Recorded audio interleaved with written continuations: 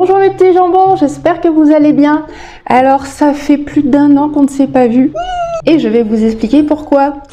Alors aujourd'hui je vais répondre à une question qui m'a été posée plein de fois par plein de gens en DM. Donc là j'ai décidé de faire une vidéo pour y répondre une bonne fois pour toutes comme ça.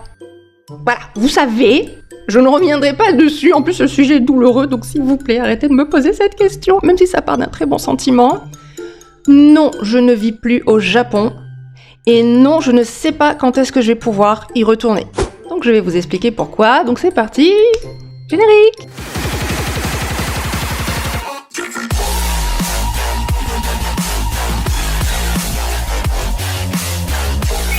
Par où commencer? Il y a tellement de choses à dire, comme d'habitude.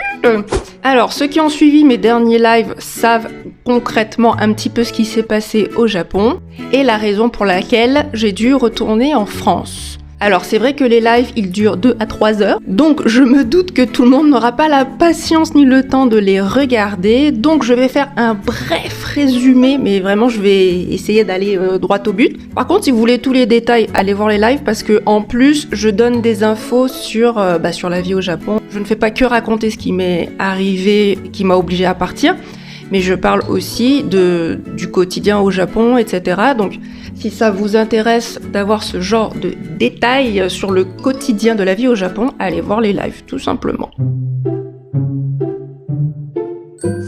Donc je reprends l'histoire à partir d'ici. Et sans grande surprise, eh bien, suite à tout ça, j'ai fait un burn-out, donc vers octobre-novembre 2022. Donc là, j'étais vraiment en surmenage.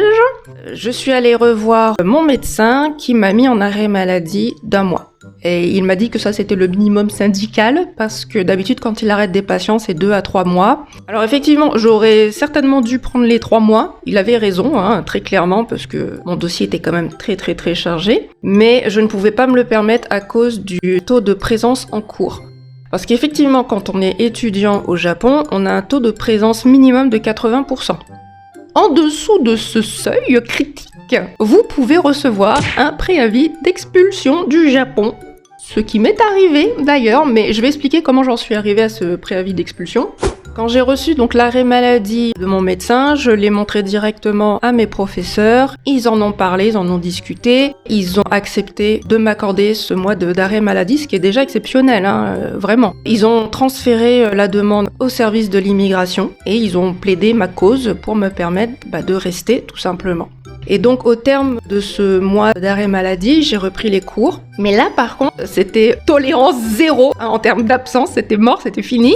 Malheureusement pour moi, vu que j'avais toujours une santé en mousse à ce moment-là, j'étais pas guérie du tout, pas du tout, je continue d'être malade et donc il y a eu des jours où j'ai dû m'absenter, notamment à cause de l'endométriose. Et vraiment, mais je me pliais de douleur, c'était affreux quoi, c'était vraiment affreux. Le truc que j'ai fait, c'est que même en rampant, je suis allée en cours. Je bavais sur mon bureau, voilà, j'agonisais sur mon bureau, mais au moins, j'étais en cours, voilà, donc on n'a pas pu me compter ces absences.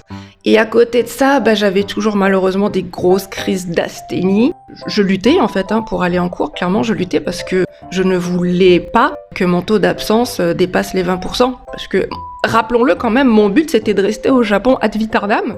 Donc j'ai reçu le préavis d'expulsion en février 2022, ce qui signifie qu'à partir du mois de mars, je n'avais plus du tout le droit à l'erreur. Et c'était chaud, franchement, je vous dis, c'était vraiment très chaud parce que quand tu dois te forcer alors que tu es en plein burn-out, que tu as en prime un lupus, une dépression et une endométriose, bon bref. Et moi à côté de ça, je cherchais activement un travail, mais cette fois-ci un travail à temps plein parce que malheureusement, pour avoir un visa travail, on ne peut pas l'avoir en baito. Voilà, ça c'est les voisins qui recommencent à faire des travaux. Je vous renvoie à ma dernière publication sur Instagram. Et encore là, il fait pas trop de bruit, donc ça va. Bon, espérons que ça aille pas plus loin, parce que sinon, la vidéo, elle sera pourrie en termes de son. Déjà que le micro, il est pourri. Franchement, le micro AliExpress, quoi. Alors, techniquement, pour la prochaine vidéo, j'aurai un vrai micro de qualité. Donc, espérons que ça se passe mieux. Ah putain, voisin, je t'en supplie, arrête les travaux. Sinon, je peux pas faire ma vidéo. Donc du coup, moi je cherchais activement un CDI, donc un travail à temps plein et à durée indéterminée pour pouvoir assurer un visa travail, parce que le visa travail, pour le coup, il te permet de rester ad vitam. Parce qu'au Japon, quand tu rentres dans une entreprise, on part du principe que tu vas y rester jusqu'à ta retraite. Voilà, il n'y a pas ce système de turnover comme on peut le voir quand même pas mal en France. À partir du moment où on embauche quelqu'un, où il est formé et qu'il est apte à faire le travail, le retour sur investissement voudrait que on garde la personne en question parce que on va pas s'amuser à former des employés tous les 4 matins. Sauf que moi fait des grosses dingueries, franchement là au niveau des employeurs et des recruteurs, non mais on m'a fait des trucs dégueulasses. Bon alors pour tous ces détails là, je vous renvoie vraiment au live parce que tout y est expliqué. Donc bref, moi j'étais un petit peu en PLS parce que je voyais le temps passer.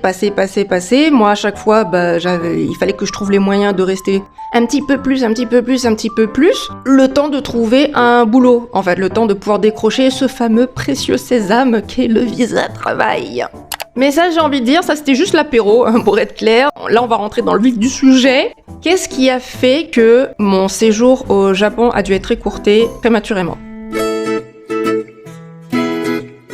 Alors effectivement, c'était galère, mais malgré tout, je ne me décourageais pas, évidemment, parce que pour moi, le retour en France n'était absolument pas une option envisageable, mais vraiment pas du tout. Moi, j'ai continué de chercher, et à un moment donné, la vie a décidé pour moi, encore une fois, et là, je l'ai très mal vécu, et jusqu'à aujourd'hui, je ne l'ai pas avalé. Et ce qui a été le début de la fin de mon aventure au Japon, ça a été le Covid. Pour vous montrer à quel point je suis une maudite de la vie, alors, pour ceux qui ne me connaissent pas, mais alors si vous suivez mes vidéos, vous le savez que je suis une maudite de la vie, vous le savez. Et là, des fois que vous auriez encore un petit doute sur le sujet, j'ai un autre exemple à vous montrer, très concret. J'avais enfin dégoté un rendez-vous, un entretien d'embauche à Osaka, dans une crêperie française. Et le jour de l'entretien, je me réveille, je suis malade comme un chien. Mais quand je dis malade, concrètement, j'avais tous les symptômes de la grippe. La fièvre, les courbatures, la fatigue, un légume, terminé. Donc j'ai contacté la personne avec qui j'avais rendez-vous, je lui ai expliqué dans quel état j'étais, et au vu de mes symptômes, elle a dit qu'il valait mieux que je reste chez moi et qu'on reprendrait rendez-vous quand je serai guérie. Ce qui est quand même assez logique parce que si c'est le Covid ou même la grippe, peu importe, entre Kobe et Osaka, j'allais contaminer des dizaines de milliers de gens. Sincèrement, à moi toute seule, j'aurais suffi à créer un cluster entre Osaka et Kobe. Surtout la gare d'Osaka, elle est immense. Imaginez un cluster de Covid-19 à Châtelet-Léal. Donc oui, il valait mieux que je reste à la maison.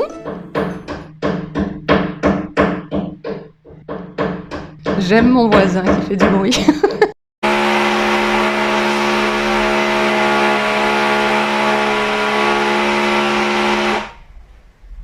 Je vais y arriver.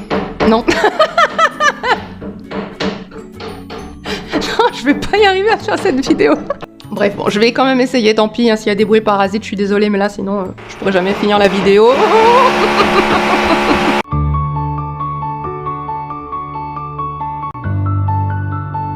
Alors, comment j'ai su que c'était le Covid ? Eh bien, tout simplement parce que j'avais posté en story que j'étais pas bien, que j'avais de la fièvre. Et là, il y a un de mes camarades de classe qui m'a envoyé un message pour me dire qu'il avait chopé le Covid l'avant-veille et que si j'avais des symptômes de Covid, il fallait absolument que j'aille faire un test à l'hôpital. Ce que j'ai fait, et effectivement, sans grande surprise, c'était bel et bien le coco qui était passé par là. Alors, dans mon cas, ça a été assez violent quand même, la période dite infectieuse, donc quand je suis contagieuse. Parce qu'en fait, je toussais tout le temps, mais quand je dis tout le temps, c'était tout le temps. Je ne m'arrêtais pas, c'était non-stop. Si bien qu'au bout d'un moment, j'avais mal quand je toussais, j'avais mal quand je respirais, j'avais mal aux côtes parce que je toussais tout le temps sans arrêt. Y compris la nuit, donc je ne dormais pas, j'étais à bout de souffle, plus la fièvre, plus la douleur. Ça fait que, une fois la période de contagion passée, moi j'avais quand même beaucoup de fatigue accumulée que je devais compenser. Il me fallait une période de convalescence, tout simplement. Mais là, il y a un autre petit problème aussi. Alors, il me semble qu'en France, l'arrêt maladie pour le Covid, c'est 1 semaine, voire 10 jours. Au Japon, c'est 5 jours. Donc, au bout de 5 jours...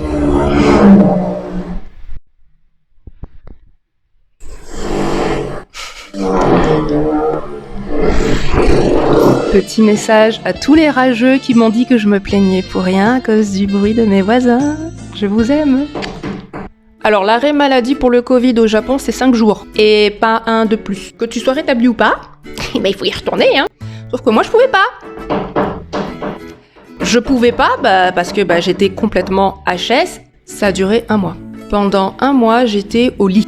Mais vraiment au lit. C'est-à-dire que je ne pouvais pas me lever du tout. Même pour aller aux toilettes, pour pisser, pour ce que tu veux. J'y allais au mieux à 4 pattes. Au mieux. Sachant que mes WC sont à 2,50 m de mon lit.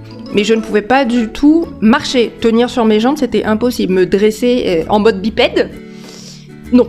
Je ne suis pas un homo sapiens à ce moment-là. Donc non, je ne pouvais pas marcher et je ne pouvais rien faire du tout à part agoniser sur mon lit. Et forcément, le problème, vous vous en doutez, mon taux d'absentéisme, hein. Rater les cours pendant 1 mois, là, les 20%, ils sont... Je les ai perdus de vue. Je sais pas où ils sont, mais les 20%, ils ont disparu, hein. Donc je suis arrivée à ce stade où je ne pouvais plus renouveler mon visa étudiant. Et le deuxième souci... Mais merde avec ces travaux, lui. Et le deuxième souci...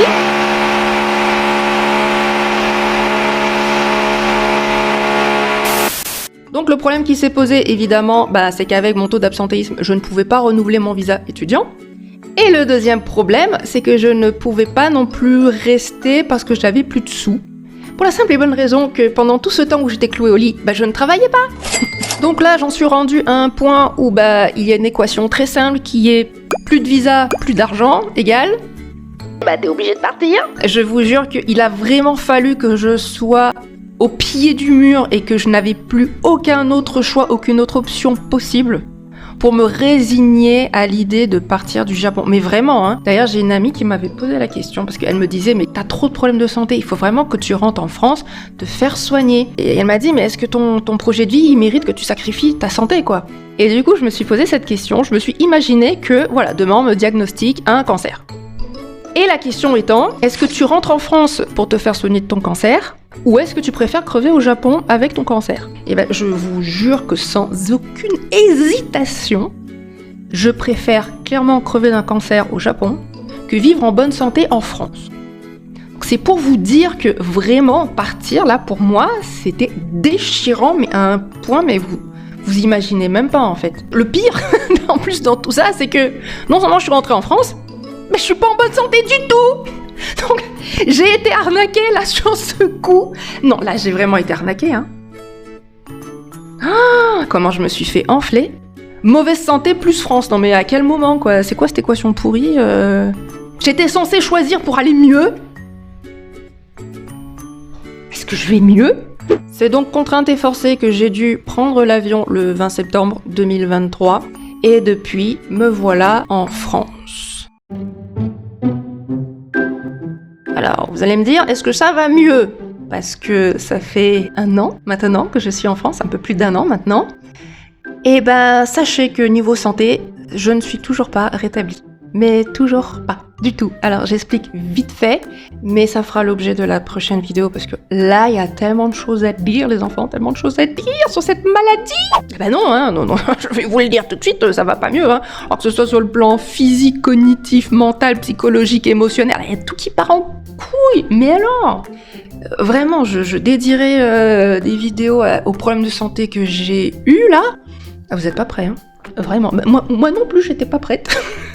Je ne suis toujours pas prête et j'en ai marre de subir, mais Donc me voilà en France. 1 mois passe, 2 mois, 3 mois. Et mon état ne s'améliore pas.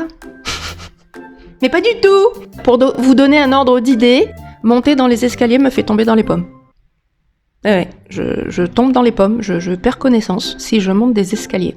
Ça me le fait aussi sur le plan cognitif. Je me souviens qu'une fois, on faisait 2-3 achats en ligne avec ma mère. Elle m'avait demandé conseil pour des housses de canapé. Et puis là, on était parti pour prendre les mesures, comparer les housses, les prix, les dimensions, etc. Ça a duré 1 heure. Bon, j'ai envie de dire jusque-là, rien de fantastique. J'ai failli tomber dans les pommes. Il a fallu que j'aille m'allonger en vitesse après. Et j'ai dormi pendant 2 heures pour récupérer. Parce que j'ai passé 1 heure à faire du shopping en ligne.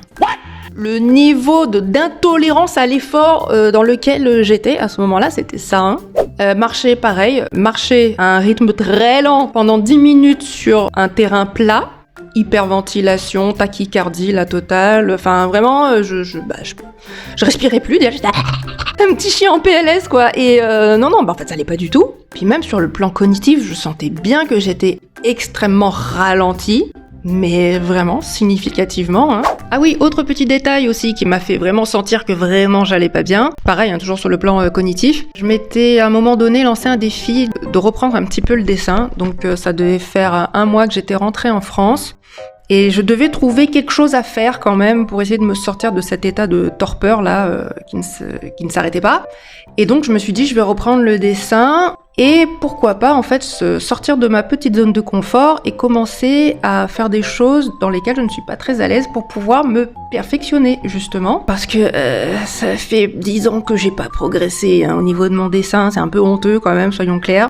Quand je vois les dessins de mes potes, comment ils déchirent leur mère, je fais honte sur moi quoi, vraiment.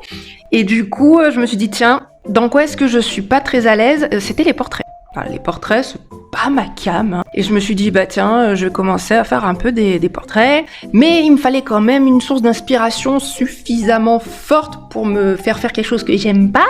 Et je me suis dit, je vais faire les portraits de Oppa. Voilà, ça c'est motivant. Quand tu vois ce genre de beau visage, je fais ah ouais, tu es ma muse.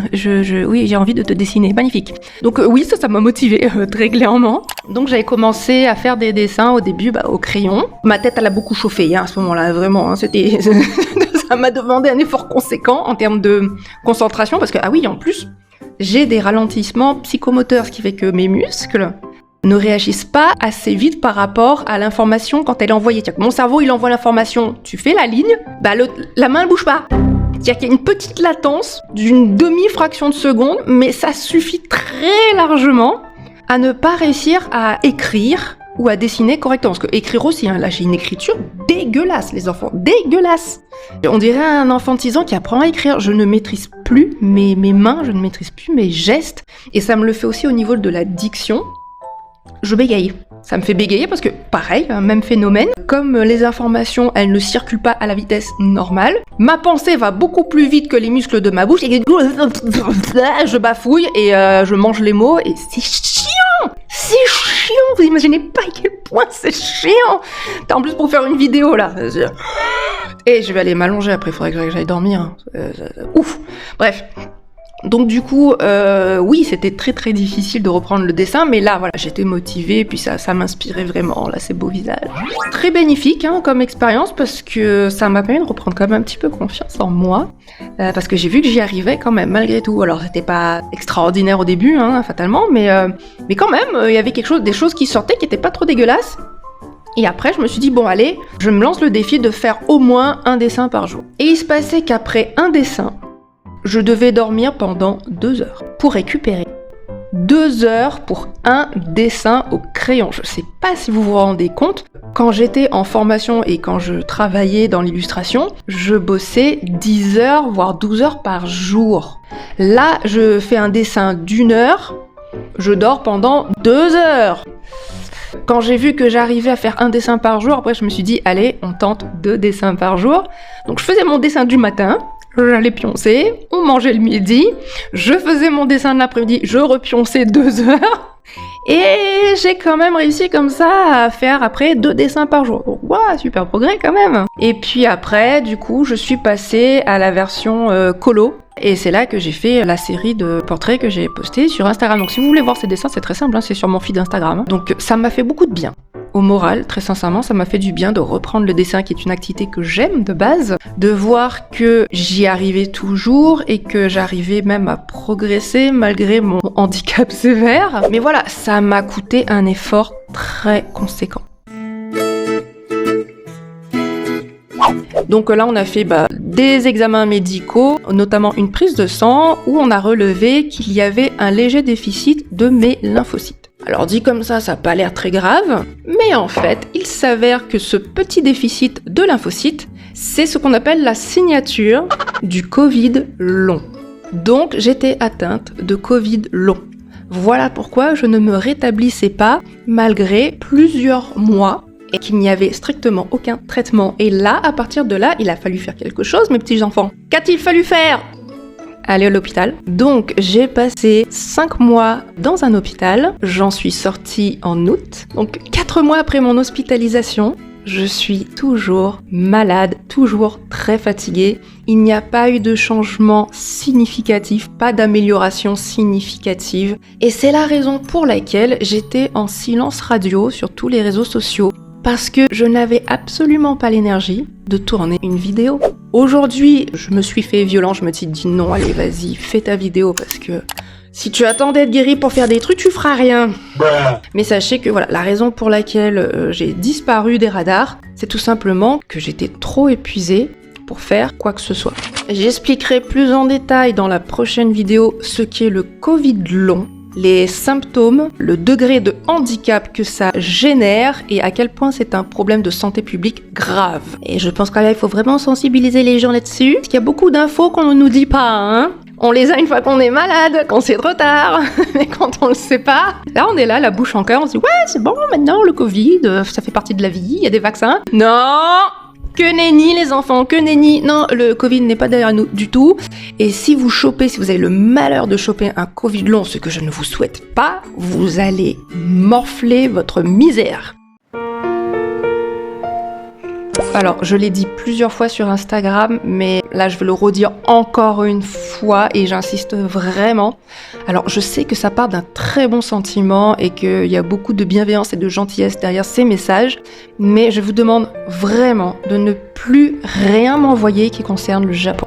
Que ce soit une vidéo, une chanson, un article, ce que vous voulez, plus rien qui me rappelle le Japon parce que ça me fait atrocement mal. Tout ce qui me rappelle ce que j'ai perdu, tout simplement, je suis confrontée à tout ce que j'ai perdu et c'est affreux. C'est comme si, je vais vous donner un exemple, ton mec ou ta nana, voilà, t'as quitté, t'as largué, t'es toujours amoureuse ou amoureux de ton ex et il y a des gens qui t'envoient les photos de quand vous étiez en couple, genre t'as vu comment vous étiez beaux ensemble?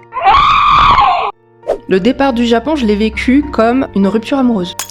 Mais vraiment, j'ai eu le même ressenti. D'ailleurs, c'est pour ça que je ne regardais même plus mes messages sur Line, parce que tous mes amis japonais étaient dessus. Non pas que j'avais pas envie de leur parler, j'en avais envie, mais c'était trop douloureux. Et la fois où je l'ai faite, parce qu'il y a un moment donné où j'ai envoyé un petit message, j'ai pleuré pendant 3 heures. Non, c'est insupportable. Je n'ai pas guéri de ce truc-là. Je sais que vous êtes bienveillants et bien intentionnés, donc je ne vous en veux absolument pas, hein. Mais je vous dis, voilà, pour mon bien-être, pour préserver mon bien-être, là, en ce moment, je suis trop fragile émotionnellement. Donc, s'il vous plaît, ne me parlez pas du Japon. Et il est pareil pour les questions du genre, tu reviens quand et tout. Et les gars, si ça dépendait que de moi, mais ça fait longtemps que je serais revenue. Et d'ailleurs, je serais même pas partie. Voilà, je serais pas partie, hein. Si ça dépendait que de moi, j'aurais pas bougé du Japon, moi. Donc, quand on me pose la question, mais quand est-ce que tu rentres?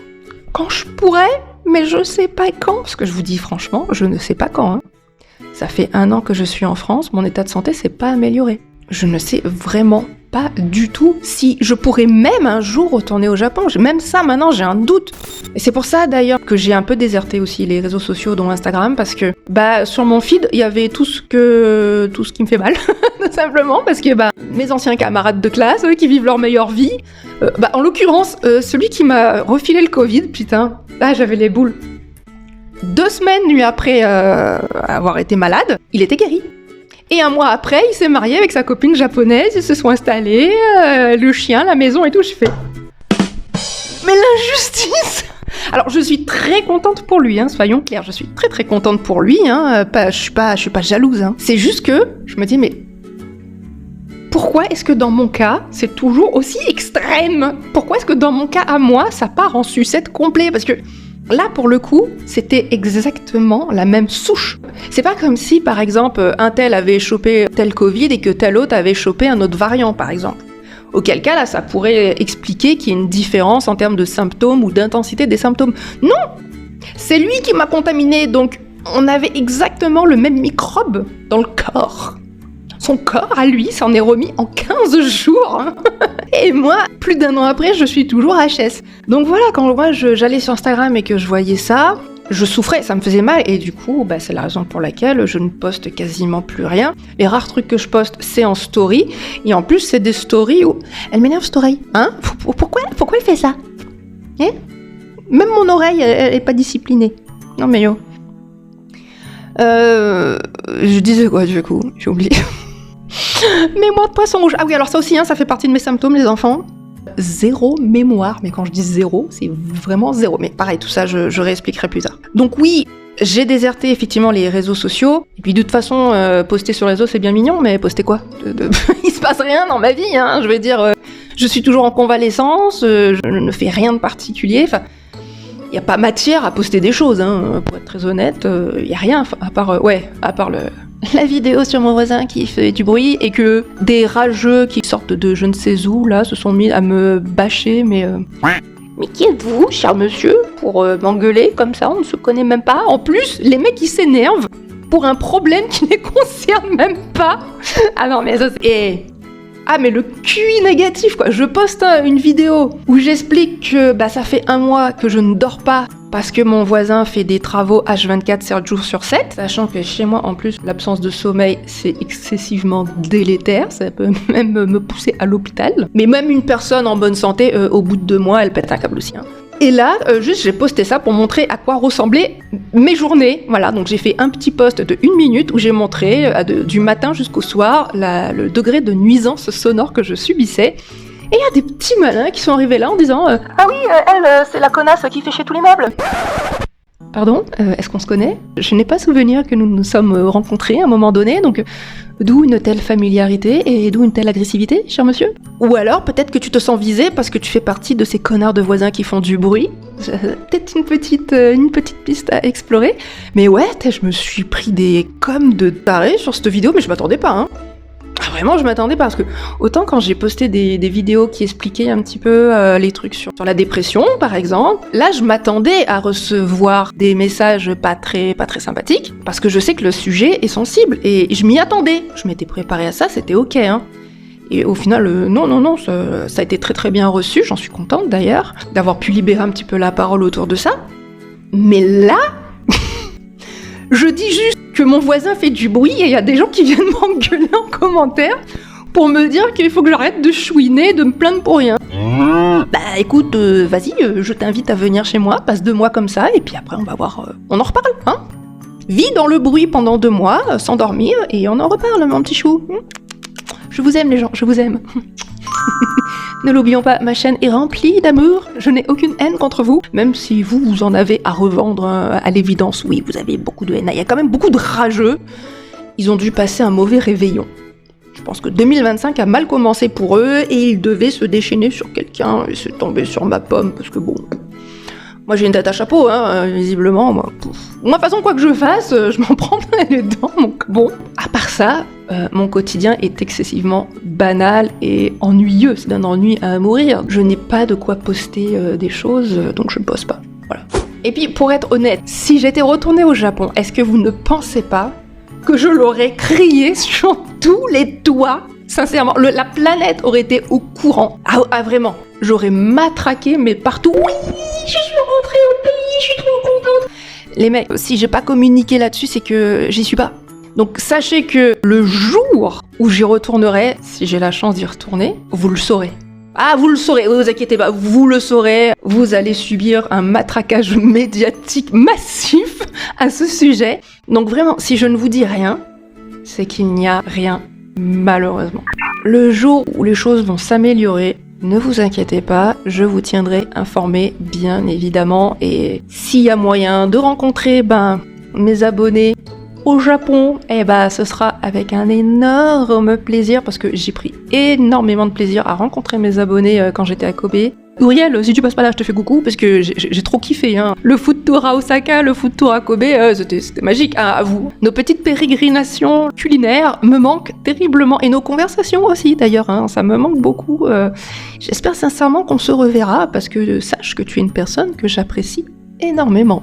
D'ici là, je vous engage à rester très discret sur le sujet juste pour préserver mon équilibre émotionnel qui est excessivement fragile. Je ferme la parenthèse. Ouais, mes parenthèses, elles durent diplôme. En fait, mes parenthèses, c'est toute la vidéo. Je crois que le 3/4 de mes vidéos, c'est mes digressions. Je sais pas faire court, c'est dingue, hein. C'est pour ça que mes lives, ils durent trop longtemps. Je suis trop une pipelette. Blague à part, le fait de vous parler là, face caméra, je dois avouer que ça me fait du bien. Ça faisait tellement longtemps. Le fait là, juste de vous parler, même si je ne vous vois pas. Alors vous me voyez, hein, évidemment, mais moi je ne me vois pas. Moi je vois mon écran d'ordinateur. Hein, mais je sais que je m'adresse à vous, donc par extension, j'ai l'impression de vous parler directement, même si en vrai c'est indirectement. Et bien le simple fait de vous parler, ça me fait du bien, parce que sachez, ma chère petite communauté, que vous me faites beaucoup de bien. Vraiment. Poster des vidéos, c'est quelque chose qui me fait du bien. Déjà parce que ça extériorise, et mine de rien, ça fait beaucoup de bien de parler. Parce que le simple fait de parler, déjà, il y a une partie de la souffrance qu'on arrive à éjecter quelque part. Et puis le fait de savoir que vous m'apportez tout votre soutien, parce que je sais quel type de commentaires je vais avoir en dessous de la vidéo. Et par anticipation, ça me fait plaisir. Je vais vraiment essayer de reprendre les vidéos. Alors je sais pas du tout à quel rythme, parce que encore une fois, ma santé est tellement fluctuante que je sais même pas dans quel état je serai demain. Je sais même pas dans quel état je serai dans 1 heure. Donc c'est tellement aléatoire, je ne peux rien garantir. Mais je me rends compte en faisant la vidéo, là, maintenant, que ça me fait du bien parce que je suis en train de me marrer. Oui, je me marre toute seule devant un écran. Je me marre devant ma caméra. Là, les gens vont dire, elle est tarée la meuf. Faut l'envoyer à l'hosto, faut vraiment l'envoyer à l'hosto, elle a besoin d'aide. Hein. J'ai besoin d'aide. Mais bon, sachez que voilà, ça me fait beaucoup de bien et j'espère que je vais pouvoir retourner des vidéos prochainement et peut-être plus régulièrement parce que, mine de rien, on est content de se retrouver, non ? Voilà, donc mes petits jambons, la vidéo s'arrête ici et je vais pas vous dire à bientôt parce que je ne peux pas vous garantir quand est-ce que je pourrai faire l'autre vidéo. Je vous dis à un jour. Voilà, à un de ces 4. Je vous dis mes petits jambonneaux, prenez très soin de vous. Ne chopez pas le Covid. Je vous fais plein de bisous et je vous dis à un de ces 4.